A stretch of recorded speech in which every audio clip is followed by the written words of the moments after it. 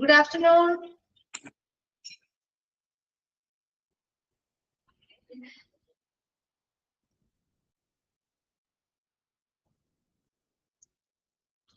Okay, നമ്മുടെ last ഭാഗമായിരുന്നു അല്ലെ എടുത്തുകൊണ്ടിരുന്നത് challenges of health and hospital administration എന്ന് പറയുന്ന ഭാഗമല്ലേ എടുത്തുകൊണ്ടിരുന്നത്.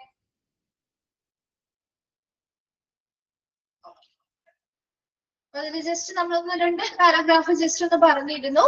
അപ്പൊ ഒന്നുകൂടി മിസ് പറഞ്ഞു തരാന്നുള്ളത് പറഞ്ഞിട്ടുണ്ടായിരുന്നു അല്ലെ. അപ്പൊ challenges of health and hospital administration എന്ന് പറയുന്ന ഭാഗമാണ് ഇനി നമ്മൾ നോക്കുന്നത് കേട്ടോ. ലാസ്റ്റ് ഭാഗമാണ് ഈ ചാപ്റ്ററിന്റെ. ഇനി ഒരുപാട് ഡീറ്റെയിൽ ആയിട്ടൊന്നും പറയാനില്ല, വളരെ സിമ്പിൾ ആയിട്ടുള്ള കുറച്ച് കാര്യങ്ങൾ മാത്രമേ പഠിക്കുന്നുള്ളൂ കേട്ടോ. അപ്പോ challenges of health and hospital administration എന്ന് പറയുന്ന ഈ ഒരു പാരഗ്രാഫിൽ എന്തൊക്കെയാണ് നമ്മൾ പറഞ്ഞത്? ഒരു ഹോസ്പിറ്റൽ മേഖലയിൽ ഉണ്ടാവുന്ന സാങ്കേതിക പുരോഗതികൾ അല്ലെ, ടെക്നോളജിക്കൽ പ്രോഗ്രസ്. സോ അത്തരത്തിലുള്ള ടെക്നോളജിക്കൽ പ്രോഗ്രസ് ഒരു മെഡിക്കൽ ഫീൽഡ് സയൻസ് മേഖലയിൽ അല്ലെങ്കിൽ ഒരു വൈദ്യശാസ്ത്ര മേഖലയിൽ വരുമ്പോൾ അത് നമ്മുടെ സാമൂഹ്യപരമായിട്ടും സാമ്പത്തികപരമായിട്ടും എന്താണ് പൊളിറ്റിക്കൽ പരമായിട്ടുള്ള എല്ലാ നയങ്ങളെയും അത് ഉൾപ്പെടുത്തിക്കൊണ്ട് അവിടെ വരുന്ന ഓരോ പേഷ്യൻസിനും എന്ത് ചെയ്യാം, നല്ല രീതിയിലുള്ള ട്രീറ്റ്മെന്റുകളും നല്ല രീതിയിലുള്ള ഡയഗ്നോസിസ് അല്ലെങ്കിൽ രോഗനിർണയങ്ങളും ഒക്കെ നടത്താൻ വേണ്ടിയിട്ടാണ് ഇത്തരത്തിലുള്ള സാങ്കേതിക പുരോഗതികൾ നമ്മൾ ഹോസ്പിറ്റൽ മേഖലയിലേക്ക് കൊണ്ടുവരുന്നത് അല്ലെ. അപ്പൊ അത്തരത്തില് ഡോക്ടേഴ്സിനായിക്കോട്ടെ അവർക്ക് വരുന്ന ഓരോ പേഷ്യൻസിനെയും നല്ല രീതിയിലുള്ള ട്രീറ്റ്മെന്റുകൾ ഇത്തരത്തിലുള്ള സാങ്കേതിക പുരോഗതികൾ വരുന്ന ടെക്നോളജിക്കൽ പ്രോഗ്രസ് വരുന്നതോടുകൂടി സഹായകമാകുന്നുണ്ട്. അതോടൊപ്പം തന്നെ രോഗനിർണയം നടത്താനായിട്ട് അല്ലെ, ഡയഗ്നോസിസ് പല പല രോഗങ്ങളും നമുക്ക് കണ്ടെത്താനായിട്ട് ഇപ്പൊ മുൻപത്തേക്കാളും ഒരുപാട് രോഗങ്ങൾ നമുക്ക് കണ്ടെത്താനായിട്ട് ഒരുപാട് ടെസ്റ്റുകളിലൂടെ നമുക്ക് കണ്ടെത്താൻ സാധിക്കുന്നുണ്ട് അല്ലെ. അപ്പൊ അത്തരത്തിലുള്ള പുതിയ പുതിയ മെഷീനറീസ് ആയിക്കോട്ടെ മറ്റ് സിസ്റ്റംസ് ആയിക്കോട്ടെ ഇതെല്ലാം അത്തരത്തിലുള്ള കൊണ്ടുവരുന്നതിലൂടെ നമുക്ക് പേഷ്യൻസിന് നല്ല രീതിയിലുള്ള കെയറും ട്രീറ്റ്മെന്റ് ഒക്കെ കൊടുക്കാനായിട്ട് ഇത് സഹായിക്കും. അതുകൊണ്ട് തന്നെ എപ്പോഴും ഡോക്ടേഴ്സ് ആണെങ്കിലും ഡോക്ടേഴ്സിന് ഇത് അത്യാവശ്യമാണ്, കാരണം അവിടെ വരുന്ന പേഷ്യൻസിന് നല്ല ട്രീറ്റ്മെന്റ് കൊടുക്കണമെങ്കിൽ ഇതൊക്കെ അനിവാര്യമാണ്. അപ്പൊ അത്തരത്തില് ഡോക്ടേഴ്സ് ആയിക്കോട്ടെ നമ്മുടെ കമ്മ്യൂണിറ്റി ആയിക്കോട്ടെ എപ്പോഴും ഡിമാൻഡ് ചെയ്യുന്ന അല്ലെങ്കിൽ ആവശ്യപ്പെടുന്ന ഒരു കാര്യമാണ് ടെക്നോളജിക്കൽ ആയിട്ടുള്ള ഇത്തരത്തിലുള്ള കഴിവുകളുള്ള സാങ്കേതിക വിദ്യകൾ കൊണ്ടുവരിക. ഏത് മേഖലയില്?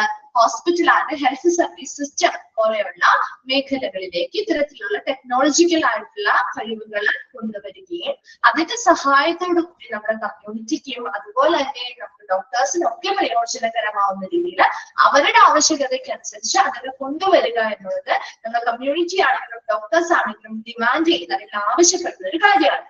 സോ ഇറ്റ്സ് നോട്ട് നമുക്ക് അതിൽ നിന്ന് നോക്കാം, നമുക്ക് നോട്ട് ചെയ്യാൻ പറ്റുന്ന ഒരു കാര്യം എന്ന് പറഞ്ഞാൽ ഇത്തരത്തിലുള്ള ടെക്നോളജിക്കൽ പരമായിട്ടുള്ള പുതിയ പുതിയ സാങ്കേതിക വിദ്യകൾ കൊണ്ടുവരുന്നതിന് ഒരുപാട് തുക വേണ്ടി വരും അല്ലെ. അപ്പൊ അവിടെ ആ ഒരു മെഡിക്കൽ കോസ്റ്റ് നമുക്കറിയാം, കുറച്ച് നാളുകളായിട്ട് നമ്മുടെ മെഡിക്കൽ കോസ്റ്റില് വലിയ രീതിയിലുള്ള വർധനം ഉണ്ടായിട്ടുണ്ട് ഇല്ലേ. അപ്പൊ അങ്ങനെ വർധനമുണ്ടായത് എന്തുകൊണ്ടാണ്? ഇത്തരത്തിലുള്ള ഹൈ ടെക്നോളജി ഇപ്പൊ മെഡിസിനുമായി ബന്ധപ്പെട്ടോ രോഗനിർണയവുമായി ബന്ധപ്പെട്ടോ സർജിക്കൽ പ്രൊസീജിയേഴ്സുമായി ബന്ധപ്പെട്ടോ ഒക്കെ നമ്മൾ പ്രത്യേകമായിട്ടുള്ള ഇത്തരം ടെക്നോളജീസ് കാര്യങ്ങൾ ഉൾപ്പെടുത്തുമ്പോൾ അതിനനുസരിച്ച് നമുക്ക് അവിടെ വളരെയധികം ചിലവുകൾ വരുന്നുണ്ട്.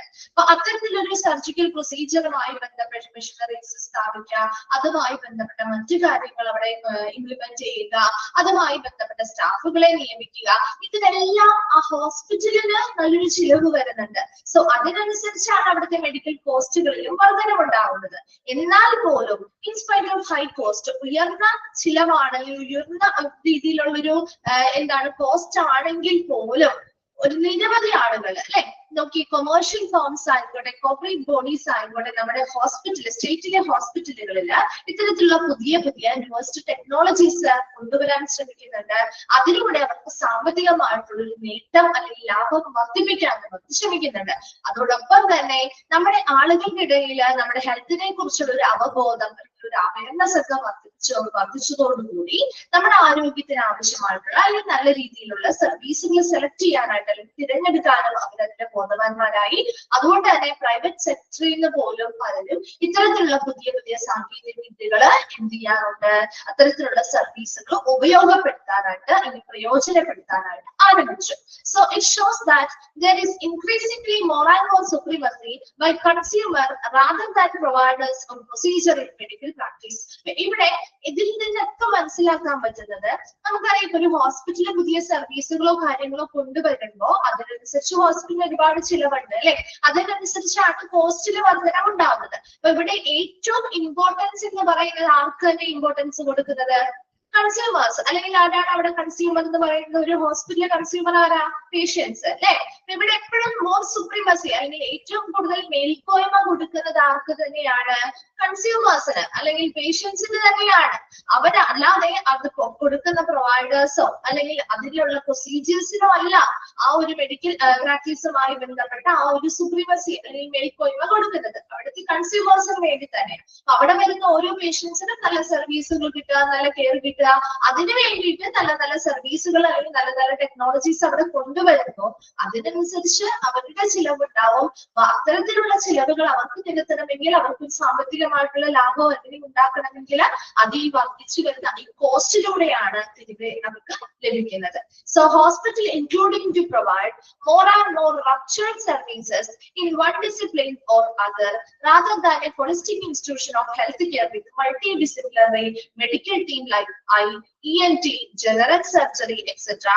resulting it to be a profit-oriented business establishment. So, ഇപ്പോൾ നമ്മുടെ നിലവിലെ നമ്മുടെ ഹോസ്പിറ്റലുകൾ എന്ന് പറയുന്നത് എപ്പോഴും എങ്ങനെയാണ്? ഒന്നല്ലെങ്കിൽ ഏതെങ്കിലും ഒരു പർട്ടിക്കുലർ ഡിസിപ്ലിൻ അല്ലെങ്കിൽ ഏതെങ്കിലും ഒരു പ്രത്യേക വിഭാഗത്തില് നല്ല രീതിയിലുള്ള ട്രീറ്റ്മെന്റും കാര്യങ്ങളും കൊടുക്കുന്ന രീതിയിലുള്ള സർവീസുകൾ കൊടുക്കുന്നവയാവാം.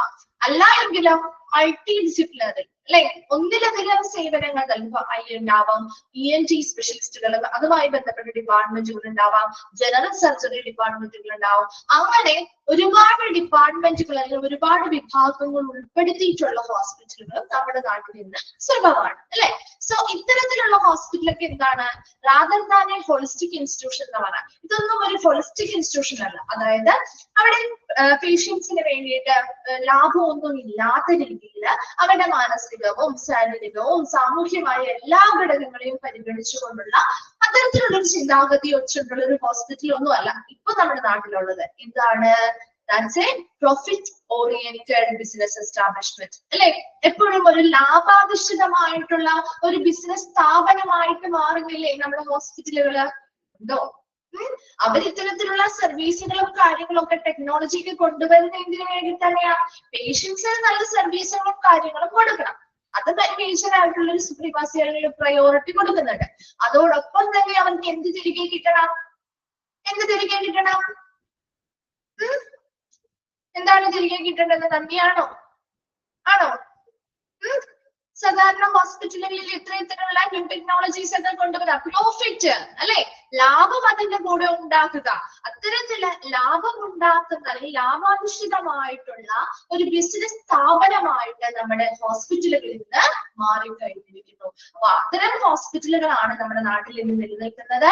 അതിൽ കൂടുതലും ചിലപ്പോൾ ഒറ്റ വിഭാഗം മാത്രം, ഒറ്റ ഡിപ്പാർട്ട്മെന്റ് മാത്രമായിട്ട് പ്രവർത്തിക്കുന്നവയുണ്ടാവാം, ഒന്നിലധികം ഡിപ്പാർട്ട്മെന്റുകളോട് കൂടി പ്രവർത്തിക്കുന്നവയുണ്ടാവാം. അതിന്റെ എന്ത് റിസൾട്ട് ആയിട്ട് വരുന്നത്? പ്രോഫിറ്റ് ഓറിയന്റഡ് ബിസിനസ് എസ്റ്റാബ്ലിഷ്മെന്റ്, ഒരു ലാഭത്തെ അധിഷ്ഠിതമാക്കിയ ഒരു ബിസിനസ് സ്ഥാപനമായിട്ട് ഇവ മാറിക്കൊണ്ടിരിക്കുന്നു. അവിടെ പേഷ്യൻസിന് നല്ല കെയറും ട്രീറ്റ്മെന്റ് ഒക്കെ കൊടുക്കുന്നതിന് വേണ്ടിയുള്ള സാങ്കേതിക വിദ്യകൾ കൊണ്ടുവരുന്നുണ്ട്. അതോടൊപ്പം തന്നെ അതിന്റെ സഹായത്തോടുകൂടി ഇവര് പ്രോഫിറ്റും ഏൺ ചെയ്യുന്നുണ്ട്. ക്ലിയർ ആണോ? അവിടെ ഒരു ജസ്റ്റ് ഒന്ന് വായിച്ചു വെച്ചാൽ മതി കേട്ടോ. അതിൽ നിന്ന് നമ്മുടെ ക്വസ്റ്റ്യൻസ് അധികം വരാറൊന്നുമില്ല. ജസ്റ്റ് ഒന്ന് വായിച്ച് മനസ്സിലാക്കി വെച്ചാൽ മതി. ഇൻട്രഡക്ഷൻ പോലെ തന്നെ ഇരിക്കുന്നതാണ്. നെക്സ്റ്റ് വരുന്ന ഭാഗം ഇമ്പോർട്ടന്റ് ആണ്. ഇനി നമ്മൾ ഓരോരോ സെക്ഷൻ ആയിട്ട് തിരിച്ചിട്ട് പേഷ്യൻസുമായി ബന്ധപ്പെട്ട സർവീസുമായി ബന്ധപ്പെട്ട ചലഞ്ചസ്, ഇവർ ഫേസ് ചെയ്യുന്ന ചലഞ്ചസ് ആണ് പറയുന്നത്. അപ്പൊ പേഷ്യൻസിന് ഒരു ഹോസ്പിറ്റൽ ആയിക്കോട്ടെ, ഒരു ഹെൽത്ത് അഡ്മിനിസ്ട്രേഷൻ ആയിക്കോട്ടെ, പേഷ്യൻസിന് സർവീസ് കൊടുക്കുന്നതുമായി ബന്ധപ്പെട്ട് എന്തൊക്കെ ചലഞ്ചസ് അല്ലെങ്കിൽ വെല്ലുവിളികൾ അവർ നേരിടുന്നുണ്ട്, അതുപോലെ തന്നെ എന്തൊക്കെ ഇന്റേണൽ ചലഞ്ചസ് അവർ ഫേസ് ചെയ്യുന്നുണ്ട്, എക്സ്റ്റേണൽ ചലഞ്ചസ് അവർ എന്തൊക്കെ ഫേസ് ചെയ്യുന്നുണ്ട്. അത് നിങ്ങൾക്ക് വായിക്കുമ്പോൾ മനസ്സിലാവും.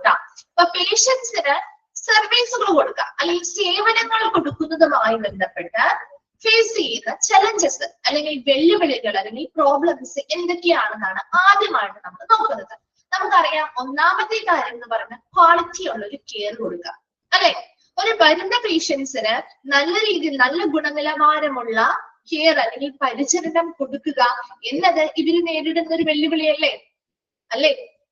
അവിടെ പേഷ്യൻസിന് നല്ല രീതി പേജ് നമ്പറോ മിസ്സിന്റെ പേജ് നമ്പർ 49, പക്ഷെ നിങ്ങളുടെ ഇതാണോ? കറക്റ്റ് ആണോ? അത് 49 ആണോ നിങ്ങളുടെ?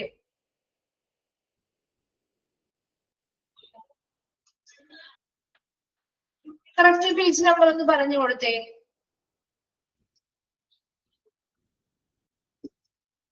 ഇവിടെ ഞങ്ങൾ ഷെയർ ചെയ്യുന്നതിൽ വ്യത്യാസം ഉണ്ടാവാറുണ്ട് കേട്ടോ, അതുകൊണ്ടാണ്. ഓക്കെ, ശരി. അപ്പൊ നോക്കിയേ, പേഷ്യന്റ് സർവീസ് ചലഞ്ചസ്. അപ്പൊ ഇവിടെ പേഷ്യൻസിന്റെ പേഷ്യൻസിന് സേവനങ്ങൾ നൽകുന്നതുമായി ബന്ധപ്പെട്ട് അവർ ഫേസ് ചെയ്യുന്ന ചലഞ്ചസ് ആണ് പറയുന്നത്. അപ്പൊ അതില് ഒന്നാമത്തെ അവർ ഫേസ് ചെയ്യുന്ന ചലഞ്ച് അല്ലെങ്കിൽ ഒരു പ്രോബ്ലം എന്ന് പറയുന്നത് വരുന്ന പേഷ്യൻസിന് നല്ല ക്വാളിറ്റിയുള്ള കെയർ അല്ലെങ്കിൽ നല്ല ഗുണനിലവാരമുള്ള പരിചരണം നൽകുക എന്നുള്ളത്. ശരിയല്ലേ? നല്ല ഗുണനിലവാരമുള്ള അല്ലെങ്കിൽ നല്ല ക്വാളിറ്റിയുള്ള കെയർ കൊടുത്തില്ലെങ്കിൽ എന്താ പറ്റാം?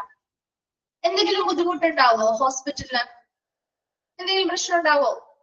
നല്ല ക്വാളിറ്റിയുള്ള കെയർ കൊടുത്തില്ലെങ്കിൽ എന്ത് പറ്റും?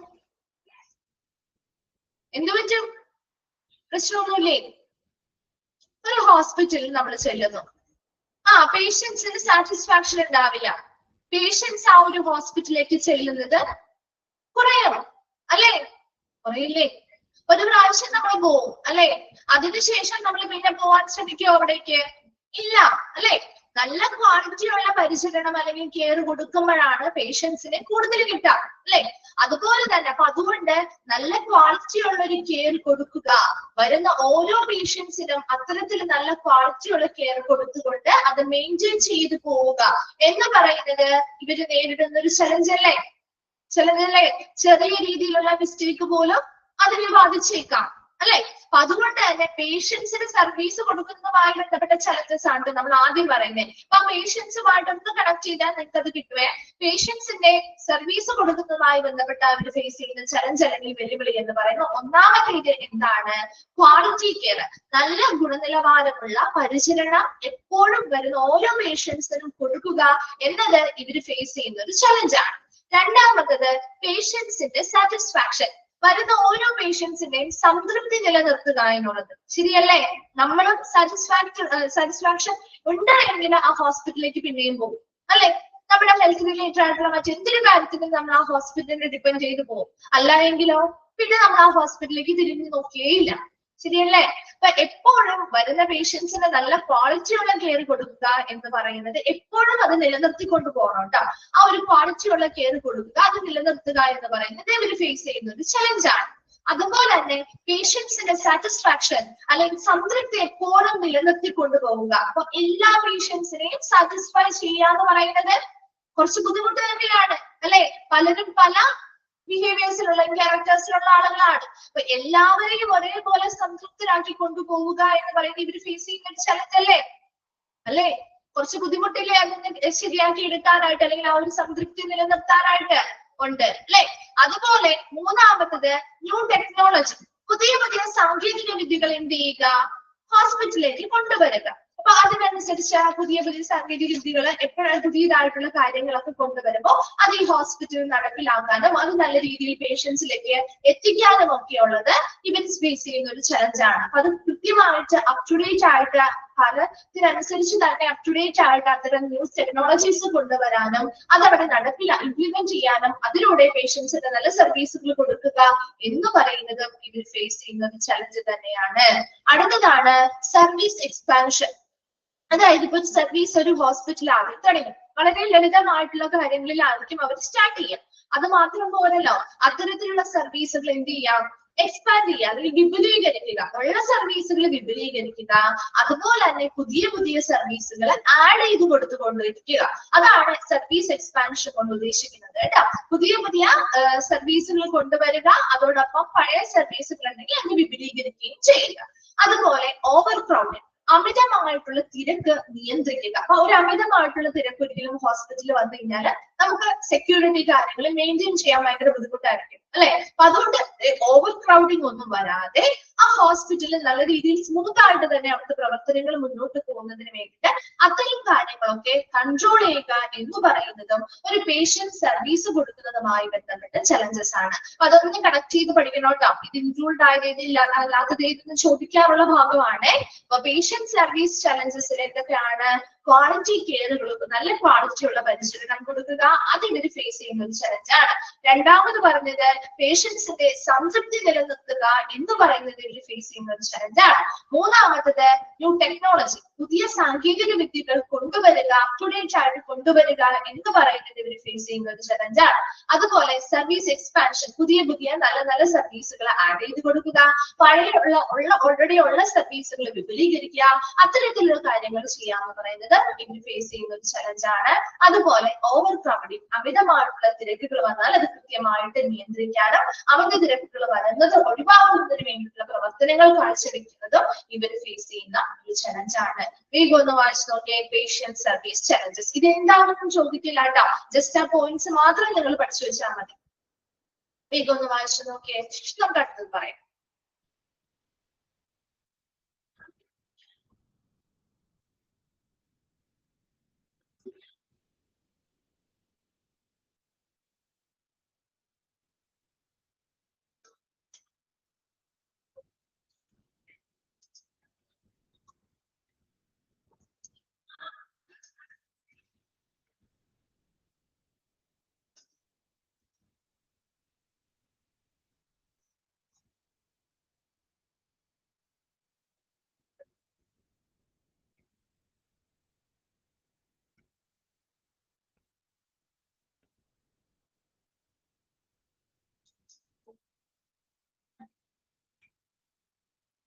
വായിച്ചു കഴിയുമ്പോൾ റിപ്ലൈ ചെയ്യണേ.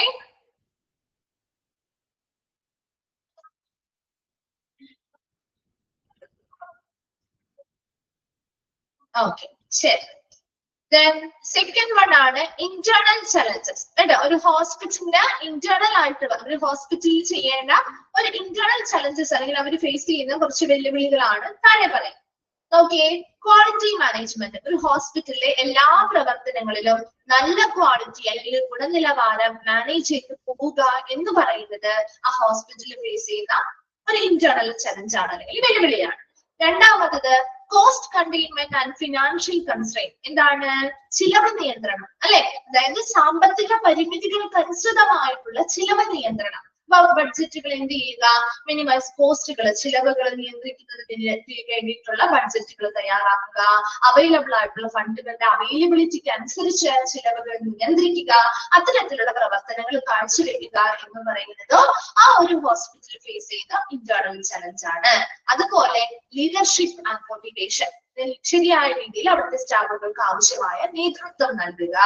മോട്ടിവേഷൻ, പ്രചോദനങ്ങൾ നൽകുക, നല്ല രീതിയിൽ അവർ പെർഫോം ചെയ്യുന്നതിന് വേണ്ടിയുള്ള പ്രചോദനങ്ങൾ നൽകുക. ഇത്തരത്തിലുള്ള കാര്യങ്ങളൊക്കെ നമുക്കറിയാം. എപ്പോഴും നമ്മളൊരു ജോലി ചെയ്യുമ്പോൾ നമുക്ക് ആരെങ്കിലുമൊക്കെ പ്രചോദനം തരുമ്പോഴാണ് നല്ല രീതിയിൽ പെർഫോമൻസ് കാഴ്ചവെക്കാൻ പറ്റുക, അല്ലെ? നമ്മളോടാണെങ്കിൽ ആരെങ്കിലും ഒക്കെ മോട്ടിവേറ്റ് ചെയ്യാനുണ്ട്, അല്ലെങ്കിൽ അവർ നമ്മളെ ലീഡ് ചെയ്യാനുണ്ടെങ്കിൽ അല്ലേ നമുക്ക് നല്ല രീതിയിൽ പെർഫോം ചെയ്യാൻ പറ്റുള്ളൂ. ഇപ്പൊ ഹോസ്പിറ്റൽ ആണെങ്കിലും ഇതുപോലെ തന്നെ അവിടുത്തെ സ്റ്റാഫുകളുടെ പെർഫോമൻസ് മികച്ചതാക്കുന്നതിന് വേണ്ടിയിട്ട് നല്ല രീതിയിലുള്ള മോട്ടിവേഷൻസ് കൊടുക്കുക. അതിപ്പോ മോട്ടിവേഷൻ കൊടുക്കുക എന്ന് പറയുമ്പോൾ അവാർഡുകളോ അല്ലെങ്കിൽ അവർക്ക് അംഗീകാരങ്ങളോ ഒക്കെ നൽകിക്കൊണ്ടാവാം. അത് പല മെത്തേഡുകളിലൂടെ നമുക്ക് മോട്ടിവേഷൻ കൊടുക്കാം കേട്ടോ. അപ്പൊ അതിനനുസരിച്ച് നല്ല മോട്ടിവേഷൻസ് കൊടുക്കുക. അതുപോലെ തന്നെ ലീഡർഷിപ്പ്, നല്ല നേതൃത്വത്തില് അവർക്ക് നല്ല നേതൃത്വം നൽകുകയും അതിനനുസരിച്ച് അവർക്ക് ആവശ്യമായ മാർഗനിർദ്ദേശങ്ങൾ നൽകുകയും അതിന്റെയൊക്കെ അത്തരത്തില് അവർക്ക് സ്റ്റാഫുകളുടെ പെർഫോമൻസ് മികച്ചതാക്കുന്നതിന് വേണ്ടി കൃത്യമായിട്ട് കണ്ടിന്യൂസ് ആയിട്ട് ഈ ലീഡർഷിപ്പും മോട്ടിവേഷനും നൽകുക എന്ന് പറയുന്നത് ഒരു ഇന്റേണൽ ചലഞ്ച് ആയിട്ട് വരുന്നുണ്ട്. അടുത്തത് മോഡേൺ ഇൻഫർമേഷൻ ടെക്നോളജി. വളരെ മോഡേൺ ആയിട്ടുള്ള ഇൻഫർമേഷൻ ടെക്നോളജീസിൽ പുതിയ പുതിയ അപ്ഡേഷൻസ് നടത്തുകയും മോഡേൺ ആയിട്ടുള്ള ഇൻഫർമേഷൻ ടെക്നോളജീസ് ഉൾപ്പെടുത്തുകയും ചെയ്യുന്നത്. അതുപോലെ കോമ്പറ്റീറ്റീവ് മാർക്കറ്റ്. നമുക്കറിയാം, ഇപ്പൊ നമ്മുടെ ഏതൊരു മേഖലയാണെങ്കിലും ഒരു കോമ്പറ്റീഷൻ ഫീൽഡ് അതിലില്ലേ ഉണ്ടോ? ഇപ്പൊ ഹോസ്പിറ്റൽ ആണെങ്കിലും ഹോസ്പിറ്റലിന്റെ ഇടയിലും ഒരു കോമ്പറ്റീഷൻ ഇല്ലേ? ഉണ്ട്, അല്ലെ? അപ്പൊ അത്തരത്തിലുള്ള ഒരു കോമ്പറ്റീറ്റീവ് ഫീൽഡില് ശരിയായ രീതിയിലുള്ള അല്ലെങ്കിൽ ആ ഒരു മാർക്കറ്റ് അല്ലെങ്കിൽ ആ ഒരു വിപണി മേഖലയില് ആ ഒരു ബിസിനസ് എന്ന നിലയില് നമ്മുടെ ഇവിടെ എന്ത് ചെയ്യണം? നല്ല രീതിയിൽ പിടിച്ചു നിൽക്കണമെങ്കിൽ അതിനനുസരിച്ചുള്ള സർവീസുകളും കാര്യങ്ങളും കാഴ്ചവെക്കുമ്പോഴാണ് ആ ഒരു ഹോസ്പിറ്റലിന് അതിന് മുന്നായിട്ടല്ലേ എല്ലാത്തിനെയും പുറകിലാക്കിക്കൊണ്ട് പിടിച്ചു നിൽക്കാനായിട്ട് പറ്റുള്ളൂ, അല്ലെ? സോ അത്തരത്തിലുള്ള ഒരു കോമ്പറ്റീറ്റീവ് മാർക്കറ്റ് അല്ലെങ്കിൽ അത്തരത്തിലുള്ള ഒരു മാർക്കറ്റ് അല്ലെങ്കിൽ ആ ഒരു മത്സര ബുദ്ധിയുള്ള ആ ഒരു മാർക്കറ്റിംഗ് ആ ഒരു വിപണിയില് നല്ല രീതിയിൽ എന്താണ് നല്ല രീതിയിൽ തന്നെ നിൽക്കണമെങ്കിൽ അതിനനുസരിച്ചുള്ള പ്രവർത്തനങ്ങൾ കാഴ്ചവെക്കാനായിട്ട് ഇവർക്ക് എന്ത് ചെയ്യണം, സാധിച്ചിരിക്കണം. അതും ഇവര് ഫേസ് ചെയ്യുന്ന ഒരു ചലഞ്ചാണ്. അതുപോലെ അടുത്തതാണ് പവർ ക്രേസ്, അധികാരാവേശം. എന്ന് വെച്ചാൽ എന്തായിരിക്കും ഇവിടെ? നമുക്കറിയാം, ഇപ്പൊ ഒരു ഹോസ്പിറ്റലുമായി ബന്ധപ്പെട്ട അല്ലെ ഏതൊരു സ്ഥാപനവുമായി ബന്ധപ്പെട്ടാണെങ്കിലും അധികാരത്തിനായിട്ട് കുറച്ച് ആളുകൾ ആഗ്രഹിക്കാറുണ്ട്. ശരിയല്ലേ? എല്ലാവരും അല്ല. ഇപ്പൊ ചില ആളുകൾക്ക് ഞാൻ ഇങ്ങനെ ഒരു പൊസിഷൻ എന്താണ് ആ ഒരു പൊസിഷനിലേക്ക് ഇപ്പോ ട്രാൻസ്ഫർ ആയിക്കോട്ടെ, അല്ലെങ്കിൽ ആ ഒരു പൊസിഷനിലേക്ക് നമ്മള് എന്താണ് ഒരാളെ നിയമിക്കുന്ന സമയത്ത് അതോടൊപ്പം തന്നെ അതേ രീതിയിലുള്ള എക്സ്പീരിയൻസും നോളജും ക്വാളിറ്റീസും ഒക്കെ അല്ലെങ്കിൽ ക്വാളിഫിക്കേഷൻസും ഒക്കെ ഉള്ള ആളുകൾ ഉണ്ടാവും അല്ലെ. അവര് തമ്മിൽ ചിലപ്പോഴെങ്കിലും ഈ പറയുന്ന സ്ഥാപനത്തിനുള്ളിലുള്ള ആളുകൾക്കിടയില് പ്രശ്നങ്ങൾ ഉണ്ടായേക്കാം. ഉണ്ടാവില്ലേ? അധികാരത്തിനായിട്ട് ഒരു ശ്രമം ഉണ്ടാവും അല്ലെ. അത്തരത്തിലുള്ള പ്രശ്നങ്ങള് മാനേജ് ചെയ്ത് കൊണ്ടുപോവുക എന്ന് പറയുന്നത് ഇവർ ഫേസ് ചെയ്യുന്ന ഒരു ചലഞ്ച് അല്ലേ, ആണ് അല്ലെ. അതുപോലെ മാൻ പവർ മാനേജ്മെന്റ്, അവിടുത്തെ സ്റ്റാഫുകളുടെ ശരിയായ രീതിയിലുള്ള മാനേജ്മെന്റ്, ആവശ്യമായിട്ടുള്ള സ്റ്റാഫുകളെ അവിടെ നിയമിക്കുക, അവരുടെ സെലക്ഷൻ റിക്രൂട്ട്മെന്റ് മുതലായിട്ടുള്ള പ്രവർത്തനങ്ങൾ കാഴ്ചവെക്കുക, ശരിയായ സ്റ്റാഫുകളെ ശരിയായ സ്ഥലങ്ങളിലേക്ക് അപ്പോയിന്റ്മെന്റ് ചെയ്യുക, ഇത്തരത്തിലുള്ള പ്രവർത്തനങ്ങൾ കാഴ്ചവെക്കുന്നത് ഇവർ ഫേസ് ചെയ്യുന്നത് ചലഞ്ചാണ്. അടുത്തതാണ് ടെക്നോളജി മാനേജ്മെന്റ്. പുതിയ പുതിയ സാങ്കേതിക വിദ്യകൾ വരുന്നതിനനുസരിച്ച് കൃത്യമായിട്ടുള്ള മാനേജ്മെന്റ് നടത്തുക എന്ന് പറയുന്നത് ഇവർ ഫേസ് ചെയ്യുന്ന ഒരു ചലഞ്ചാണ്. അടുത്തതാണ് ഫിക്സഡ് ഓർഗനൈസേഷണൽ സ്ട്രക്ചർ. ഒരു കൃത്യമായിട്ടുള്ള ഒരു സ്ഥിരമായിട്ടുള്ള ഒരു ഘടന രൂപീകരിക്കുക, അതിനനുസരിച്ച് അവിടുത്തെ പ്രവർത്തനങ്ങൾ മുന്നോട്ട് കൊണ്ടുപോവുക എന്ന് പറയുന്നതും ഒരു ഇന്റേണൽ ചലഞ്ചിൽ വരുന്ന കാര്യമാണ്. ഒരു ഹോസ്പിറ്റലുമായി ബന്ധപ്പെട്ട പേഷ്യന്റ് സർവീസ് ചലഞ്ചസ് നമ്മൾ പറഞ്ഞു കഴിഞ്ഞു. നെക്സ്റ്റ് പറഞ്ഞത് ഇന്റേണൽ ചലഞ്ചസ് ആണ്. ഇന്റേണൽ ചലഞ്ചസിൽ നമ്മൾ പറഞ്ഞത് എന്താ? ഫസ്റ്റ് വൺ എന്താ പറഞ്ഞേ? Quality management. ഹോസ്പിറ്റലുമായി ബന്ധപ്പെട്ട എല്ലാ പ്രവർത്തനങ്ങളിലും ആ ഒരു ഗുണനിലവാരം ഉറപ്പുവരുത്തുന്നതിന് വേണ്ടിയുള്ള എല്ലാ തരത്തിലുമുള്ള പ്രവർത്തനങ്ങളും അതുമായി ബന്ധപ്പെട്ട മാനേജ്മെന്റ് ശരിയായ രീതിയിൽ നടത്തുക എന്ന് പറയുന്നത് ഇവർ ഫേസ് ചെയ്യുന്ന ഒരു ചലഞ്ചാണ്. രണ്ടാമത്തത് cost containment and financial constraints, ചിലവ് നിയന്ത്രണം, അതുപോലെ തന്നെ സാമ്പത്തിക പരിമിതികൾ. നമ്മുടെ അവൈലബിൾ ആയിട്ടുള്ള ഫണ്ടുകൾ എത്രത്തോളം ഉണ്ട്, അല്ലെങ്കിൽ എത്രത്തോളം സാമ്പത്തികപരമായിട്ടുള്ള പരിമിതികൾ, നമ്മുടെ ലിമിറ്റേഷൻസ് എത്രയാണ്, അങ്ങനെയുള്ള കാര്യങ്ങളൊക്കെ മനസ്സിലാക്കി അതിനനുസരിച്ച് ചിലവ് നിയന്ത്രിക്കുകയും നമ്മുടെ പോസ്റ്റുകൾ ഇതാക്കാൻ വേണ്ടി കുറയ്ക്കുന്നതിന് വേണ്ടിയിട്ട് ബഡ്ജറ്റുകൾ തയ്യാറാക്കുക, അതിനനുസരിച്ച് പ്രവർത്തിക്കുക എന്ന് പറയുന്നത് ഇവർ ഫേസ് ചെയ്യുന്ന ഒരു ചലഞ്ചാണ്. അതുപോലെ ശരിയായ നേതൃത്വം നൽകുക, ശരിയായ രീതിയിലുള്ള പ്രചോദനം നൽകുക എന്നതും ഇവർ ഫേസ് ചെയ്യുന്ന ചലഞ്ചാണ്. അതുപോലെ മോഡേൺ ആയിട്ടുള്ള ഇൻഫർമേഷൻ ടെക്നോളജീസ് അപ്ഡേറ്റ് ആയിട്ട് കൊണ്ടുവരിക. ദെൻ കോമ്പറ്റേറ്റീവ് മാർക്കറ്റ്, ഒരു മത്സരാധിഷ്ഠിത മാർക്കറ്റ് അല്ലെങ്കിൽ വിപണിയില് നല്ല രീതിയിലുള്ള ഒരു കോമ്പറ്റേറ്റീവ് മേഖലയിൽ അവരുമായിട്ട് മത്സരിക്കാനും ഉയർന്ന സ്ഥാനത്തേക്ക് എത്തി നിൽക്കാനും ഒരു സ്ഥാപനത്തിന് കഴിയണമെങ്കിൽ അതിനനുസരിച്ചുള്ള പ്രവർത്തനങ്ങൾ കാഴ്ചവെച്ചാൽ മാത്രമേ സാധിക്കുള്ളൂ. അത്തരത്തില് അവിടെ ആ ഒരു സ്ട്രോങ് ആയിട്ട് നിൽക്കണമെങ്കിൽ നല്ല രീതിയിലുള്ള പെർഫോമൻസ് പ്രൊസീജിയർ ഒക്കെ കാഴ്ചവെക്കേണ്ടതായിട്ടുണ്ട്. സോ അത് കീപ്പ് ചെയ്യാന്നുള്ളത് ഇവർ ഫേസ് ചെയ്യുന്ന ഒരു ചലഞ്ചാണ്. അതുപോലെ പവർ ക്രേസ് അല്ലെങ്കിൽ അധികാര ആവേശവുമായി ബന്ധപ്പെട്ട് സ്റ്റാഫുകൾക്കിടയിൽ ഉണ്ടാകുന്ന പ്രശ്നങ്ങളും കാര്യങ്ങളൊക്കെ പരിഹരിച്ച് നല്ല രീതിയിൽ മുന്നോട്ട് പോവുക എന്നതും ഇവർ ഫേസ് ചെയ്യുന്ന ചലഞ്ചാണ്. അതുപോലെ മാൻ പവർ മാനേജ്മെന്റ്, ആവശ്യമായ സ്റ്റാഫുകളുടെ അവൈലബിലിറ്റി എത്രയാണോ വേണ്ടത് അതിനനുസരിച്ച് ആവശ്യകതകൾ മനസ്സിലാക്കി സ്റ്റാഫുകളുടെ റിക്രൂട്ട്മെന്റ് നടത്തുക, ഹയറിംഗ് നടത്തുക, അതിനുശേഷം അവരെ കൃത്യമായിട്ടുള്ള സ്ഥലങ്ങളിലേക്ക് എന്ത് ചെയ്യുക, അപ്പോയിന്റ്മെന്റ് ചെയ്യുകയും ചെയ്യുക.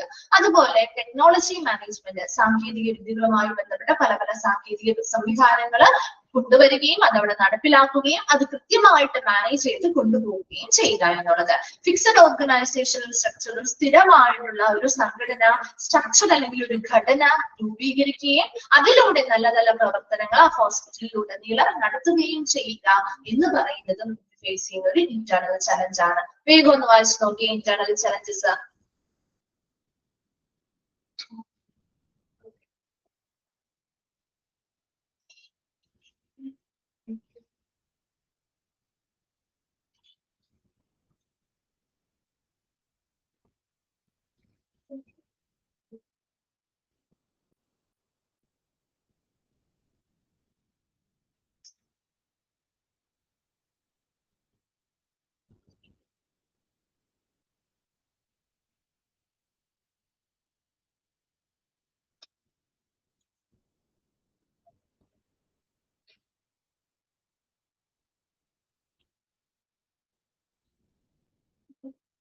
വായിച്ചു കഴിഞ്ഞവരൊന്ന് റിപ്ലൈ ചെയ്യണേ.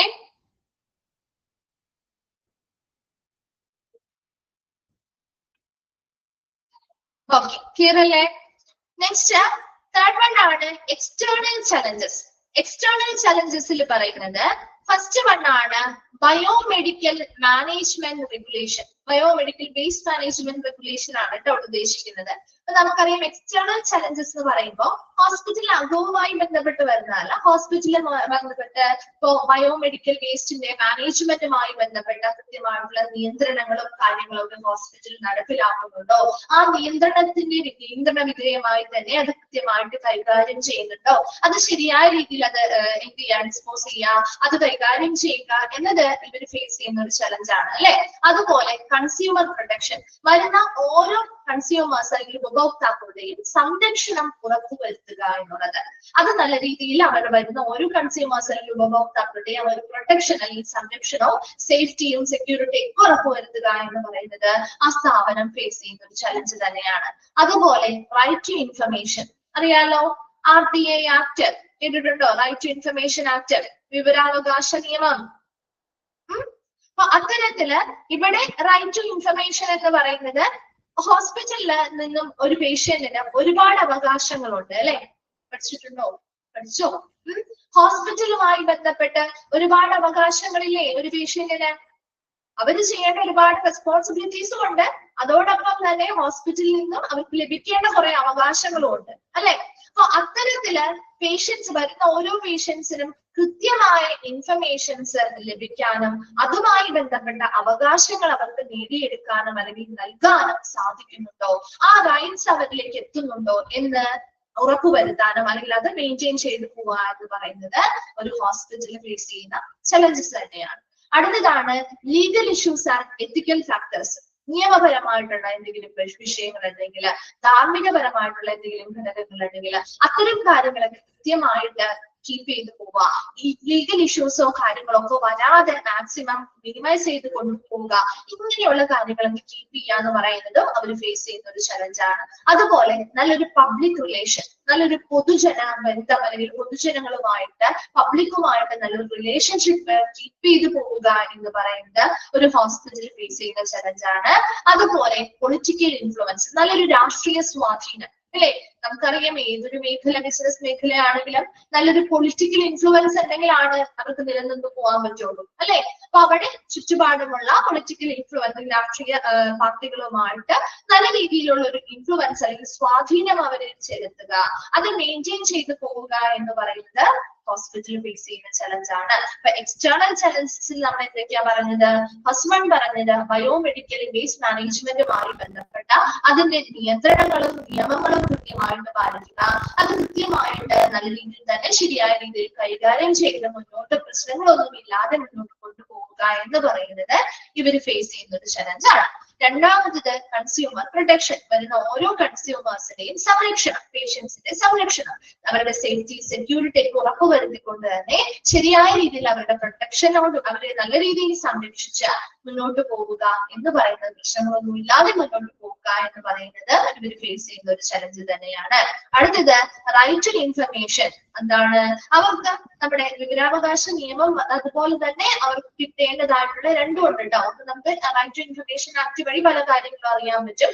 അതുകൂടാതെ നമുക്ക് കിട്ടേണ്ട ഇൻഫർമേഷൻ, ഒരു പേഷ്യന്റ് എന്ന നിലയിൽ അവർക്ക് കിട്ടേണ്ട ഇൻഫർമേഷൻസ്, അതിന്റെ അവകാശങ്ങൾ കൃത്യമായിട്ട് അവരിലേക്ക് എത്തുന്നുണ്ടോ, അത് കൃത്യമായിട്ട് ഓരോ പേഷ്യൻസിനും നൽകുന്നുണ്ട്, ആ ഒരു അവകാശം അവർക്ക് അവിടെ നിന്ന് കിട്ടുന്നുണ്ട്, അതിനനുസരിച്ച് കൃത്യമായ ഇൻഫർമേഷൻസ് അവരിലേക്ക് എത്തിക്കുന്നുണ്ട്, അത് കൃത്യമായിട്ട് അവിടെ വരുന്ന ഓരോ പേഷ്യൻസിലും മെയിൻറ്റെയിൻ ചെയ്ത് പോകുന്നുണ്ട് എന്ന് ഉറപ്പുവരുത്തേണ്ടതും അത് മെയിൻറ്റെയിൻ ചെയ്ത് നിലനിർത്തേണ്ടതും ഇവർ ഫേസ് ചെയ്യുന്ന ഒരു ചലഞ്ചാണ്. അതുപോലെ തന്നെ നിയമപരമായിട്ടുള്ള പ്രശ്നങ്ങളോ ധാർമ്മികപരമായിട്ടുള്ള ഘടകങ്ങളോ കാര്യങ്ങളോ ഒക്കെ വരാതിരിക്കാനും അത്തരത്തിലുള്ള ലീഗൽ ഇഷ്യൂസോ കാര്യങ്ങളൊന്നും വരാതെ മാക്സിമം അതൊക്കെ കുറയ്ക്കാനും നല്ല രീതിയിൽ ഹോസ്പിറ്റൽ സുഗമമായിട്ട് മുന്നോട്ട് കൊണ്ടുപോവുക എന്ന് പറയുന്നത് ഇവർ ഫേസ് ചെയ്യുന്ന ഒരു ചലഞ്ചാണ്. പബ്ലിക് ഇന്ററാക്ഷൻസ് അല്ലെങ്കിൽ പബ്ലിക് റിലേഷൻസ്, നല്ലൊരു പൊതുജന ബന്ധം ഹോസ്പിറ്റലും മറ്റു പബ്ലിക്കുമായിട്ട് എപ്പോഴും നിലനിർത്തി കൊണ്ടുപോവുക എന്ന് പറയുന്നത് ഇവർ ഫേസ് ചെയ്യുന്ന ചലഞ്ചാണ്. അതുപോലെ പൊളിറ്റിക്കൽ ഇൻഫ്ലുവൻസ്, നല്ലൊരു രാഷ്ട്രീയ സ്വാധീനം എപ്പോഴും നിലനിർത്തി കൊണ്ടുപോവുക എന്ന് പറയുന്നത് ഇവർ ഫേസ് ചെയ്യുന്ന ഒരു ചലഞ്ചാണ്. വേഗം ഒന്ന് വായിച്ചു നോക്കിയേ, external challenges.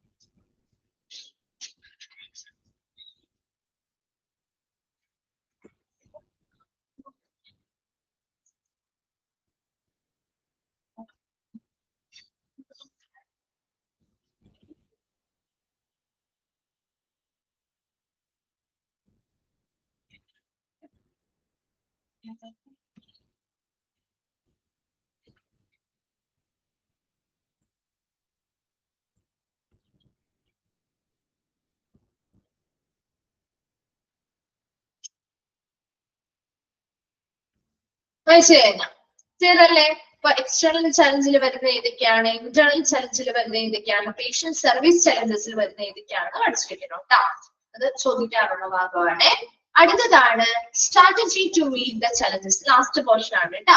Strategies to meet the challenges. ഇത്തരത്തിലുള്ള വെല്ലുവിളികള് നേരിടുന്നതിന് വേണ്ടിയിട്ട് എന്തൊക്കെ തന്ത്രങ്ങൾ നമുക്ക് പ്രയോഗിക്കാം. ഇത്തരത്തിലുള്ള എന്താണ് പ്രശ്നങ്ങളോ കാര്യങ്ങളോ വരാതിരിക്കുന്നതിന് വേണ്ടിയിട്ട് നമുക്ക് എന്തൊക്കെ സ്ട്രാറ്റജി അല്ലെങ്കിൽ തന്ത്രങ്ങൾ നമുക്ക് പ്രയോഗിക്കാം. അതിൽ ഒന്നാമത്തത് ടെക്നോളജിക്കൽ അഡ്വാൻസ്മെന്റ്സ്. സാങ്കേതികപരമായിട്ടുള്ള പുതിയ പുതിയ മുന്നേറ്റങ്ങൾ, അല്ലെങ്കിൽ സാങ്കേതികപരമായിട്ടുള്ള പ്രോഗ്രസ് അല്ലെങ്കിൽ പുരോഗതിക്ക് അനുസൃതമായിട്ടുള്ള ടെക്നോളജി അല്ലെങ്കിൽ സാങ്കേതിക വിദ്യകള് ഹോസ്പിറ്റലിൽ അപ് ടു ഡേറ്റ് ആയിട്ട് ഇംപ്ലിമെന്റ് ചെയ്യാൻ അല്ലെങ്കിൽ നടപ്പിലാക്കാൻ ശ്രമിക്കുക. രണ്ടാമത്തത് പവർ ഷെയറിംഗ്. എന്താണ്? അധികാരം കൃത്യമായിട്ട് പങ്കിടുക. നമ്മൾ നേരത്തെ പറഞ്ഞത് പവർ പ്ലേസ് അല്ലെ, അധികാരാവേശം, അതുമായി ബന്ധപ്പെട്ട പ്രശ്നങ്ങളൊക്കെ ഉണ്ടാവുകയാണെങ്കിൽ എന്താ ചെയ്യേണ്ടത്? കൃത്യമായി അനുയോജ്യരായിട്ടുള്ള ആളുകൾക്ക് ആ ഒരു അധികാരം അല്ലെങ്കിൽ പവർ എന്ത് ചെയ്യുക? ഷെയർ ചെയ്ത് കൊടുക്കുക അല്ലെങ്കിൽ പങ്കിട്ട് നൽകുക. ആ ഒരു പ്രശ്നങ്ങൾ അവിടെ സോൾവ് ചെയ്യാൻ പറ്റും.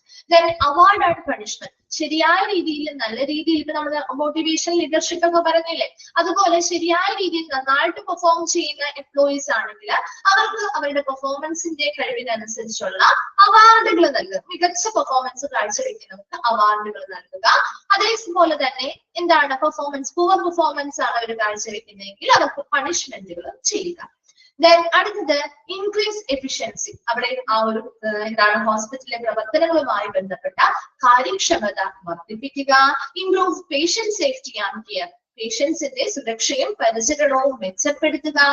Developing modern hospital information system. Modern hospital information systems നല്ല രീതിയിൽ വികസിപ്പിക്കുക. Marketing of hospital service. Hospital നൽകുന്ന സർവീസുകളെ ശരിയായ രീതിയിൽ മാർക്കറ്റിംഗ് ചെയ്യുക. മാർക്കറ്റിംഗുമായി ബന്ധപ്പെട്ട പല പല സ്ട്രാറ്റജീസ് യൂസ് ചെയ്തുകൊണ്ട് അത് കൂടുതൽ ആളുകളിലേക്ക് വ്യാപിപ്പിക്കുക. അതുപോലെ തന്നെ ലീഡർഷിപ്പ് ആൻഡ് മോട്ടിവേഷൻ. ശരിയായ നേതൃത്വം നൽകുകയും നല്ല രീതിയിലുള്ള പ്രചോദനങ്ങൾ നൽകുകയും ചെയ്യുക. Career development. സ്റ്റാഫുകളുടെ അവിടുത്തെ എംപ്ലോയീസിന്റെ കരിയർ ഡെവലപ്മെന്റുമായി ബന്ധപ്പെട്ട പ്രോഗ്രാമുകളിൽ പങ്കെടുക്കാനായിട്ട് അവർക്ക് അവസരങ്ങൾ അല്ലെങ്കിൽ ഓപ്പർച്യൂണിറ്റീസ് നൽകുക.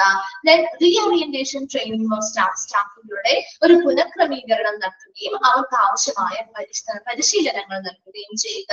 റീസ്ട്രക്ചറിങ്. ആ ഒരു സ്ഥാപനത്തിന്റെ അല്ലെങ്കിൽ ആ ഒരു സ്ഥിരമായിട്ട് അതിന്റെ ആ ഒരു ഘടന എന്ത് ചെയ്യുക? പുനഃക്രമീകരിക്കുകയും ആ ഒരു ഘടനയിൽ മാറ്റങ്ങൾ വരുത്തി അനുയോജ്യരായിട്ടുള്ള ആളുകളെ തന്നെ ഓരോരോ പൊസിഷനിലേക്ക് പ്ലേസ് ചെയ്യുകയും അതിനനുസരിച്ച് അവർക്ക് ആവശ്യമായ ഡ്യൂട്ടീസ് ആൻഡ് റെസ്പോൺസിബിലിറ്റീസ് അസൈൻ ചെയ്ത് കൊടുക്കുകയും പെർഫോമൻസ് കാഴ്ചവെക്കാനായിട്ട് പ്രവർത്തിക്കുകയും ചെയ്യുക. Then clear cut responsibility. അവിടെ വർക്ക് ചെയ്യുന്ന ഓരോ ആളുകൾക്കും അവർ ചെയ്യേണ്ടതായിട്ടുള്ള റെസ്പോൺസിബിലിറ്റി അല്ലെങ്കിൽ ഉത്തരവാദിത്തങ്ങൾ എന്താണെന്നുള്ളത് വ്യക്തമായിട്ട് അവർക്കത് മനസ്സിലാക്കി കൊടുക്കുകയും ചെയ്യുക. അപ്പൊ സ്ട്രാറ്റജീസ് ടു മീറ്റ് ദ ചലഞ്ചസിൽ എന്തൊക്കെ കാര്യങ്ങളാണ് പറഞ്ഞത്? ഫസ്റ്റ് വൺ പറഞ്ഞത് ടെക്നോളജിക്കൽ അഡ്വാൻസ്മെന്റ്സ്. സാങ്കേതികപരമായിട്ടുള്ള പല പല മുന്നേറ്റങ്ങളും ഉണ്ടാവുന്നതിനനുസരിച്ച് തന്നെ ഹോസ്പിറ്റൽ മേഖലയിലും ഇതേ രീതിയിലുള്ള സാങ്കേതിക വിദ്യകൾ, പുതിയതായിട്ട് വരുന്ന സാങ്കേതിക വിദ്യകൾ, ടെക്നോളജീസ് എന്ത് ചെയ്യുക? ഇംപ്ലിമെന്റ് ചെയ്യാനായിട്ട് ശ്രമിക്കുക. അടുത്തത് പവർ ഷെയറിംഗ്. അധികാരം പങ്കിട്ട് നൽകുക. കൃത്യമായിട്ട് ഓരോ പവേഴ്സ് ഉണ്ടെങ്കിൽ അവരുടെ അധികാരങ്ങൾ ശരിയായ അനുയോജ്യരായ ആളുകൾക്ക് തന്നെ ഷെയർ ചെയ്ത് കൊടുക്കാൻ ശ്രമിക്കുക. അതുപോലെ നന്നായിട്ട് പെർഫോം ചെയ്യുന്ന ആളുകൾ എംപ്ലോയീസ് ആണെങ്കിൽ അവർക്ക് അവാർഡുകൾ കൊടുത്ത് അവരെ അംഗീകരിക്കുക. അതേസമയം പുവർ പെർഫോമൻസ് ആണ് കാഴ്ചവെക്കുന്നതെങ്കിൽ അവർക്ക് പണിഷ്മെന്റുകൾ കൊടുക്കുക. ദെൻ അവിടുത്തെ മറ്റെല്ലാ പ്രോസസ്സുകളുമായി ബന്ധപ്പെട്ട് എല്ലാ പ്രക്രിയയുമായി ബന്ധപ്പെട്ടും നല്ലൊരു എഫിഷ്യൻസി അല്ലെങ്കിൽ കാര്യക്ഷമത വർദ്ധിപ്പിക്കുക. പേഷ്യൻസിന്റെ സുരക്ഷയും പരിചരണവും മെച്ചപ്പെടുത്തുക. അതുപോലെ മോഡേൺ ഹോസ്പിറ്റൽ ഇൻഫർമേഷൻ സംവിധാനങ്ങൾ വികസിപ്പിക്കുക. ഹോസ്പിറ്റൽ സർവീസുകള് മാർക്കറ്റിംഗ് മേഖലയിലേക്ക് നല്ല രീതിയിലുള്ള മാർക്കറ്റിംഗ് സ്ട്രാറ്റജീസ് ഉപയോഗിച്ചുകൊണ്ട് അത് കൂടുതൽ ആളുകളിലേക്ക് വ്യാപിപ്പിക്കുക. നല്ല രീതിയിലുള്ള നേതൃത്വവും മോട്ടിവേഷൻ അല്ലെങ്കിൽ പ്രചോദനങ്ങളും ഓരോ എംപ്ലോയീസിനും നൽകുക. അവരുടെ കരിയർ ഡെവലപ്മെന്റുമായി ബന്ധപ്പെട്ട പ്രോഗ്രാമുകൾ ആസൂത്രണം ചെയ്യുകയും അതിൽ പങ്കാളികളാവാനുള്ള ഓപ്പർച്യൂണിറ്റീസ് നൽകുകയും ചെയ്യുക. ദെൻ റീഓറിയന്റേഷൻ ട്രെയിനിങ് ഫോർ സ്റ്റാഫുകളെ പുനഃക്രമീകരിക്കുന്നതിനും അവർക്ക് ശരിയായ രീതിയിൽ പെർഫോം ചെയ്യുന്നതിനും ആവശ്യമായിട്ടുള്ള പരിശീലനങ്ങൾ മതിയായ പരിശീലനങ്ങൾ നൽകുകയും ആ റീസ്ട്രക്ചറിങ് ചെയ്യുന്ന ആ ഒരു സ്ഥാപനത്തിന്റെ ആ ഒരു എന്താണ് എംപ്ലോയ്മെന്റ്സുമായി ബന്ധപ്പെട്ട ആ ഒരു ഘടന പുനഃക്രമീകരിക്കുകയും അതിനനുസരിച്ച് നല്ല അനുയോജ്യരായിട്ടുള്ള ആളുകൾക്ക് തന്നെ ഓരോ പൊസിഷനുകളും അസൈൻ ചെയ്ത് നൽകുകയും നല്ല രീതിയിൽ പെർഫോം ചെയ്യുന്നതിന് ആവശ്യമായ സഹായങ്ങൾ നൽകുകയും ചെയ്യുക. ക്ലിയർ കട്ട് റെസ്പോൺസിബിലിറ്റി, ഓരോരുത്തരും ചെയ്യേണ്ട റെസ്പോൺസിബിലിറ്റി അല്ലെങ്കിൽ ഉത്തരവാദിത്തങ്ങളെ കുറിച്ച് വ്യക്തമായിട്ട് അവർക്ക് പറഞ്ഞ് മനസ്സിലാക്കി കൊടുക്കുകയും ചെയ്യുക. വേഗം ഒന്ന് വായിച്ചു നോക്കിയേ. Strategy to meet the challenges.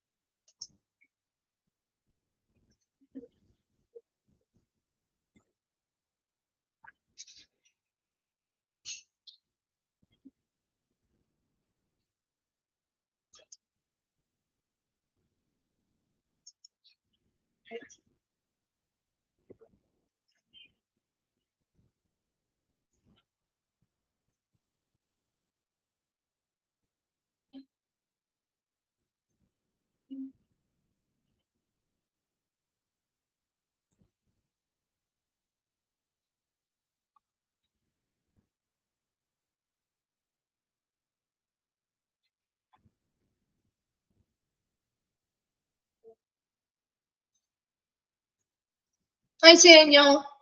Clear അല്ലേ? ഓക്കെ അല്ലേ? ഓക്കെ, നമ്മുടെ ഈ ഒരു ചാപ്റ്റർ കംപ്ലീറ്റ് ആയി കേട്ടോ. ഇതിൽ ആ ഫോർമുലാസ് എന്തായാലും നോക്കണേ. അതുപോലെ ഈ ചലഞ്ചസ് നോക്കണം, ഫോർമുലാസ് നോക്കണം കേട്ടോ. അത് ഇമ്പോർട്ടന്റ് ആണ് കേട്ടോ. ഫോർമുല ചോദിക്കാറുണ്ട്. അതുപോലെ ഇൻസിഡൻസ് എന്താണ്, പ്രിവാലൻസ് എന്താണ്, അതിന്റെയും ഫോർമുലാസും ഈ ബോക്സ് നോക്കി വെക്കണം കേട്ടോ. ഇതിൽ നിന്ന് ക്വസ്റ്റ്യൻ വരാറുണ്ട്. ഓക്കെ, പിന്നെ ടൈപ്സ് ഓഫ് പ്രിവാലൻസും പഠിച്ചു വെക്കാം. ഇതൊക്കെയാണ് ഇമ്പോർട്ടന്റ് ആയിട്ടുള്ള ഭാഗങ്ങൾ കേട്ടോ. ദെൻ നമ്മള് എല്ലാ ചാപ്റ്റേഴ്സും കംപ്ലീറ്റ് ആയില്ലേ? ഇനി ഏതെങ്കിലും ചാപ്റ്റർ പെൻഡിങ് ഉണ്ടോ? HAMS കംപ്ലീറ്റ് ആയോ?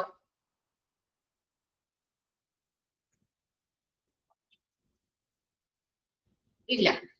നെക്സ്റ്റ് ഡേ ടീച്ചറുടെ ക്ലാസ് ഉള്ള സമയത്ത് തീർക്കുമായിരിക്കും കേട്ടോ. ലാസ്റ്റ് പോർഷൻ മാത്രം. ഓക്കെ, അപ്പൊ നമുക്ക് കഴിഞ്ഞ ദിവസം മിസ് പറഞ്ഞിരുന്നു നമുക്ക് ജസ്റ്റ് ക്ലാസ് പോർഷൻസ് കംപ്ലീറ്റ് ആവുന്നതിനനുസരിച്ച് റിവിഷൻ സ്റ്റാർട്ട് ചെയ്യാം. നോക്കിയിട്ടുണ്ടോ തേർഡ് മൊഡ്യൂള്? നോക്കിയിട്ടാണോ വന്നിരിക്കുന്നേ? ചാപ്റ്റേഴ്സ് നോക്കിയോ? മിസ് എടുത്ത ചാപ്റ്റേഴ്സ് ഏതൊക്കെയാന്ന് ഓർക്കുന്നോ? തേർഡ് മൊഡ്യൂളിൽ ഏതൊക്കെയാ എടുത്തത്?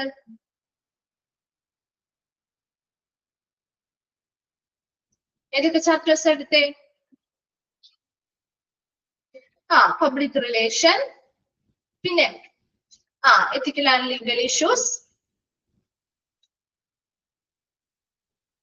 മെഡിക്കൽ റെക്കോർഡ്,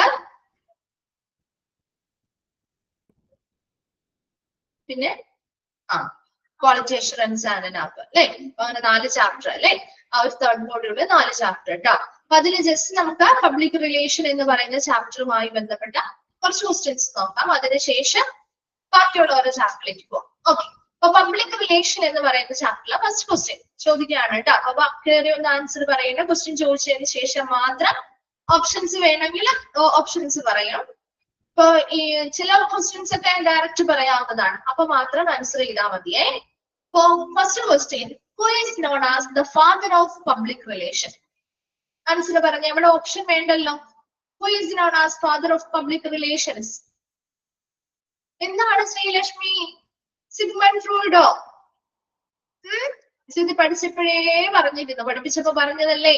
മാറിപ്പോവും ശ്രദ്ധിക്കണം എന്ന് പറഞ്ഞതല്ലേ. ഓപ്ഷൻസിൽ ഈ ഓപ്ഷൻ ഉണ്ടാവും കേട്ടോ. ഉറപ്പായിട്ടും നിങ്ങളെ കൺഫ്യൂസ് ചെയ്യാൻ വേണ്ടി സിഗ്മണ്ട് ഫ്രോയിഡ് എന്ന് പറഞ്ഞ ഓപ്ഷൻ ഉണ്ടാവും. ഒരിക്കലും മാറ്റിയിട്ടില്ല. അവരുടെ ഫസ്റ്റ് ഓപ്ഷൻ തന്നെയായിട്ട് ചിലപ്പോ അത് വേണ്ടിയിട്ടേ കേട്ടോ.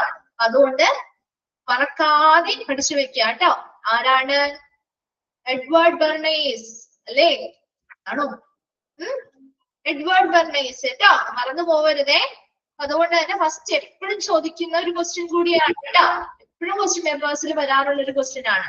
അതുപോലെ തന്നെ എഡ്വേർഡ് ബെർണേസിന്റെ ഫസ്റ്റ് PR ബുക്കിന്റെ പേരെന്താ?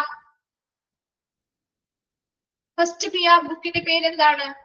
അതും ചോദിക്കാറുള്ളതാണ്. First PR book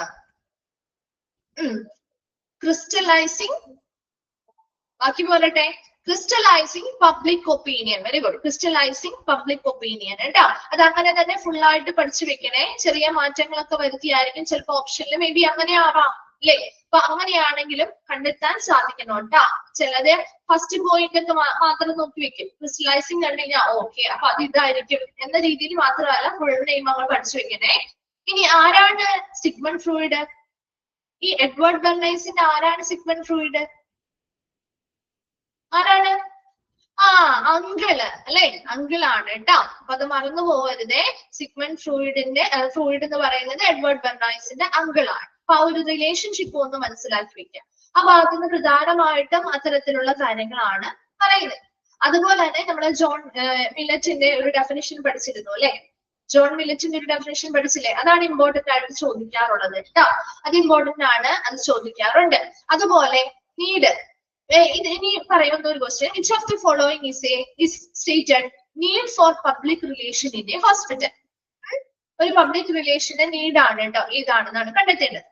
option A, to decrease visibility for the hospital. Option B, to enhance the hospital image. Option C, to lower employee morale. Option D, to reduce the range of services. ഇതാണ് option B ആണ് അല്ലെ, B ആണ് കേട്ടോ. Option B ആണ്, to enhance the hospital. മറ്റേതൊക്കെ കുറയാണ്. ഇവിടെ ഹോസ്പിറ്റലിന്റെ പ്രതിഷ്ഠയായ അല്ലെങ്കിൽ നല്ല ഇമേജ് നിലനിർത്തുക എന്നുള്ളത് കേട്ടോ. ദെൻ ഏതൊക്കെയാണ് പബ്ലിക് റിലേഷൻ നല്ല രീതിയിൽ കമ്മ്യൂണിറ്റിയിൽ മെയിൻറ്റെയിൻ ചെയ്യുന്നതിന് വേണ്ടിയുള്ള രണ്ട് മെത്തേഡുകൾ ഏതൊക്കെയാണ്?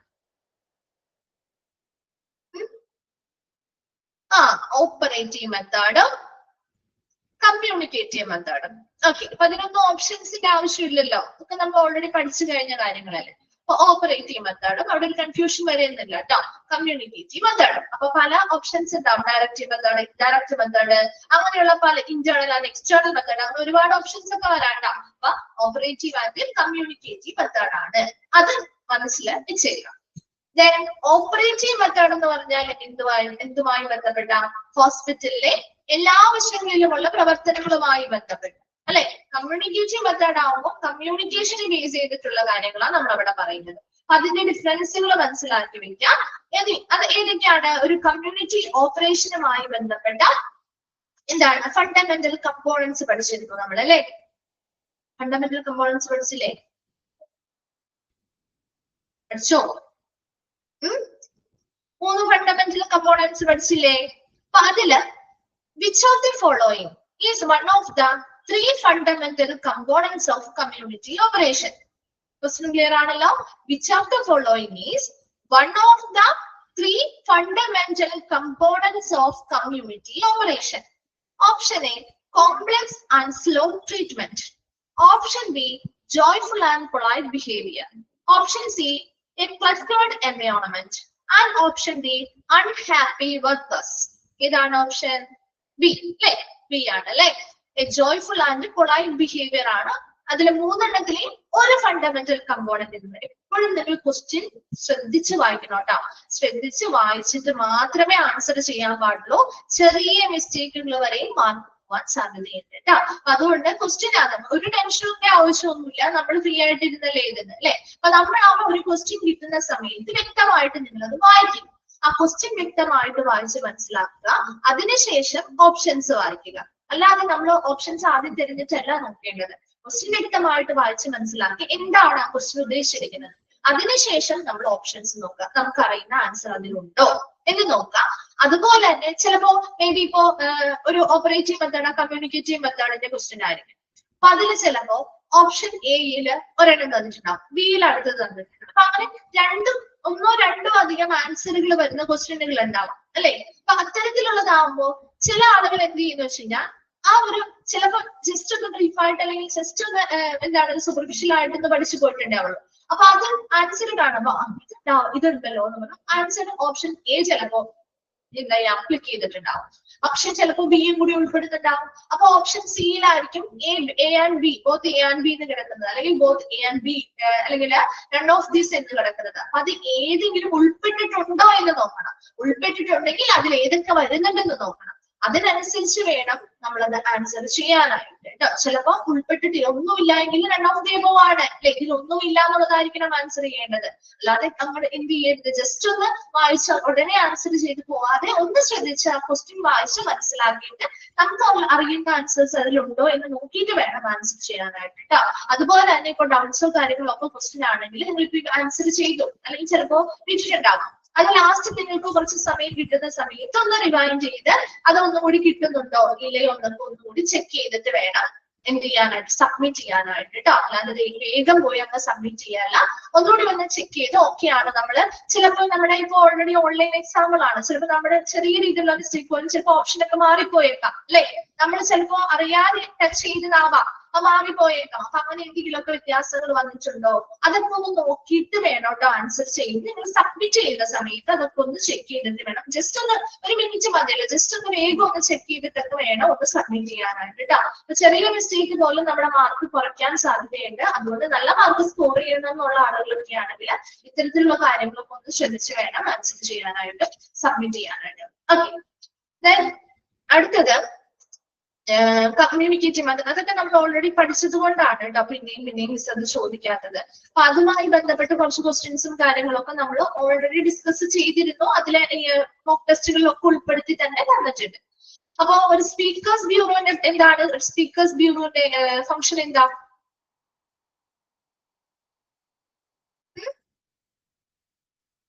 സ്പീക്കേഴ്സ് ബ്യൂറോ എന്ന് പറഞ്ഞാൽ എന്താ പറയുന്നേ?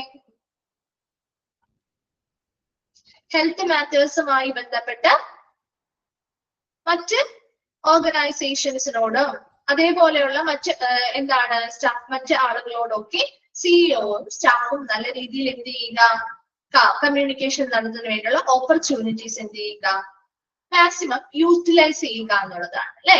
അതുപോലെ a general opinion poll mostly pertain to dash. എന്താണ് general opinion poll mostly pertain to dash? Options വായിക്കാം. Option A, a detailed survey about all hospital services.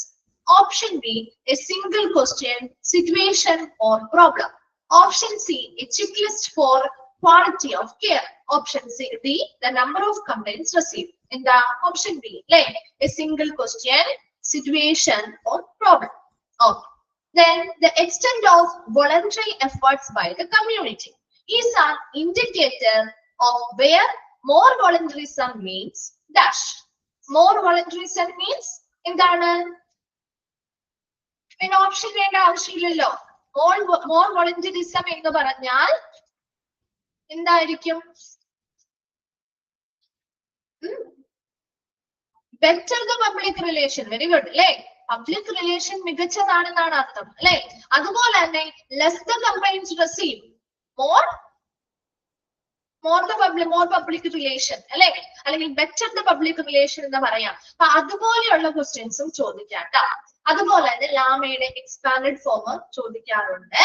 Then ഒരു അഡ്വക്കേറ്റ് എന്ന നിലയില്, അതുപോലെ ഒരു കമ്മ്യൂണിക്കേറ്റർ എന്ന നിലയില്, ദെൻ ഒരു എന്താണ് ഒപ്പീനിയൻ മാസ്റ്ററോ അല്ലെങ്കിൽ എന്താണ് ഇത്തരത്തിലുള്ള റോൾസുമായി ബന്ധപ്പെട്ടും ക്വസ്റ്റ്യൻസ് വരാറുണ്ട്. ഒരു അഡ്വക്കേറ്റ് എന്ന നിലയിലോ ഒരു പബ്ലിക് റിലേഷൻ മാനേജർ നോക്കി ഓപ്ഷൻസ് ആണ്. As an advocate, the public relation manager is the dash എന്ന് കൊടുത്തിട്ടുണ്ട്. എന്താണ് ഒരു അഡ്വക്കേറ്റ് എന്ന നിലയിൽ ഒരു പബ്ലിക് റിലേഷൻ മാനേജർ ചെയ്യുന്ന ഡ്യൂട്ടി? എന്താണ്? ചീഫ് അഡ്വക്കേറ്റ് എന്ന നിലയിൽ പ്രവർത്തിക്കണം, ശരിയാണ്. അതുപോലെ spokes person for the management അല്ലെ, ആ മാനേജ്മെന്റിന് വേണ്ടിയിട്ടുള്ള ഒരു വക്താവ് അല്ലെങ്കിൽ വാദിക്കുന്ന ഒരു വ്യക്തിയായി നിന്ന് പ്രവർത്തിക്കണം എന്നാ പറയുന്നത് അല്ലെ.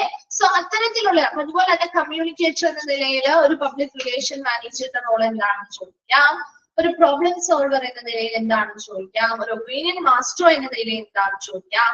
അതുപോലെ തന്നെ which of the following is a function of a public relation officer ചോദിക്കാം കേട്ടോ.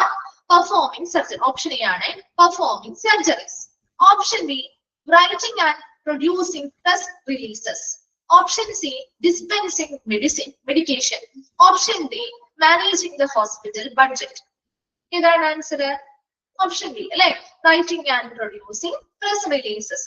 അപ്പൊ അതുപോലെയുള്ള കാര്യങ്ങളും ക്വസ്റ്റ്യൻസും ചോദിക്കാവുന്നതാണ്. ചിലപ്പോ ഓൾ ഓഫ് ദ എബോവ് എന്നായിരിക്കാം ചോദിക്കുന്നത്, അല്ലെങ്കിൽ ഇതുപോലെ ഏതെങ്കിലും ഒരെണ്ണം കണ്ടുപിടിക്കാനായിരിക്കും, മറ്റു ഓപ്ഷൻസിൽ ഒരെണ്ണം സെലക്ട് ചെയ്ത് ചൂസ് ചെയ്യാനായിരിക്കും ചോദിക്കുക. അപ്പൊ അതിനനുസരിച്ച് നിങ്ങൾ അത് പഠിച്ചു വെക്കുക കേട്ടോ. അപ്പൊ ആ ഒരു ചാപ്റ്ററിൽ ഇമ്പോർട്ടന്റ് ആയിട്ടുള്ള കാര്യങ്ങളൊക്കെ നമ്മൾ പറയുന്നുണ്ട്.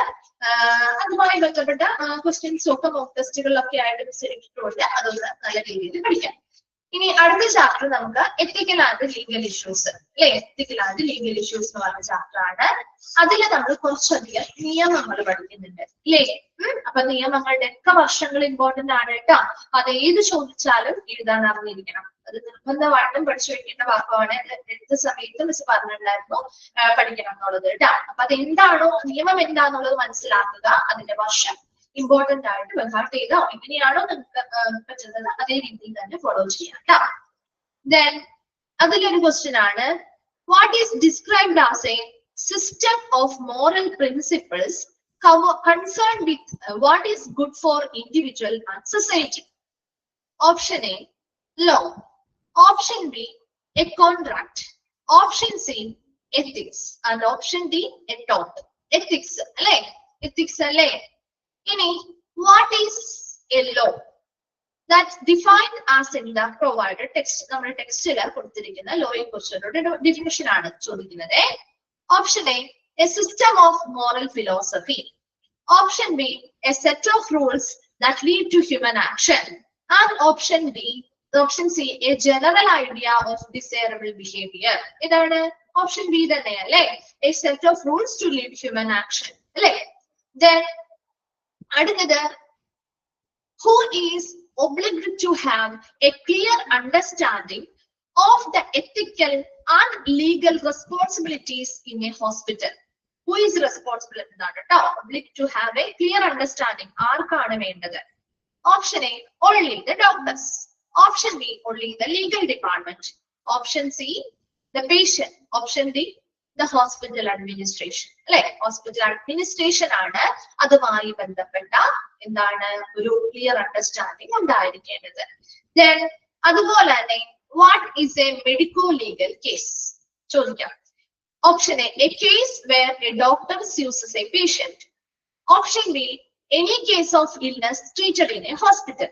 Option C, a case where investigations by law enforcing agencies are warranted. And option D, a case involving a dispute between two doctors. ഇതാണ് ഓപ്ഷൻ സി അല്ലേ. A case where investigations by law enforcing agencies are warranted. കേട്ടോ. Then which of the following is an example of medico-legal case? Option A, a routine checkup. And option B, a scheduled and eventful surgery. And option C, a common cold. And option D, suspected poisoning. ഇതാണ് option D അല്ലെ, suspected poisoning. ഇവിടെ വരെയും നമ്മൾ നിർത്താണ്. ആക്ടുമായി ബന്ധപ്പെട്ട കാര്യങ്ങൾ നമുക്ക് next day ഒരു class കൂടി ഉണ്ടല്ലോ മിസ്സിന്. നെക്സ്റ്റ് ഡേ നമുക്ക് റിവിഷൻസ് കണ്ടിന്യൂ ചെയ്യാം കേട്ടോ. അപ്പൊ അപ്പോഴേക്കും തേർഡ് ആൻഡ് ഫോർത്ത് മോഡ്യൂളിലെ മിസ് എടുത്ത ചാപ്റ്റേഴ്സ് ഒക്കെ ഒന്ന് നോക്കിയിട്ട് വരണേ. അതിനുശേഷം നമുക്ക് നാളെ കൊണ്ട് റിവിഷൻസ് കംപ്ലീറ്റ് ചെയ്യാം കേട്ടോ. Okay, thank you.